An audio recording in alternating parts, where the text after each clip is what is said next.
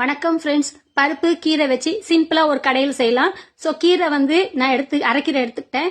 பருப்பு அரை கப்பு வேக வச்சு கடைஞ்சி எடுத்துக்கிட்டேன். தக்காளி மீடியம் சைஸ் தக்காளி நைஸா நறுக்கி எடுத்துக்கிட்டேன். தாளிப்புக்கு எண்ணெய், கடுகு, ஜீரகம். இப்போ தாளிப்புக்கு வந்து நான் 2 ஸ்பூன் எண்ணெய், 2 ஸ்பூன் நெய் சேர்த்துருக்கேங்க. கொஞ்சம் வாசனை தூக்கி கொடுக்கும் கீரை போடுறதுனால. உங்களுக்கு எதுவோ உங்களுக்கு பிடிச்ச மாதிரி நீங்க சேர்த்துக்கலாம்.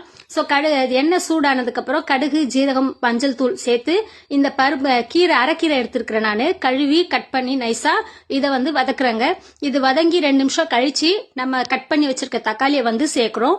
அதுவும் வந்து நல்லா வதங்கி வந்ததுக்கு அப்புறம் நீங்க வந்து இதுல பருப்பு வந்து சேர்க்கலாம். பருப்பு சேர்த்துட்டு இது வந்து மஞ்சள் தூள், உப்பு இது மட்டும் தான் சேர்க்க போறோம்.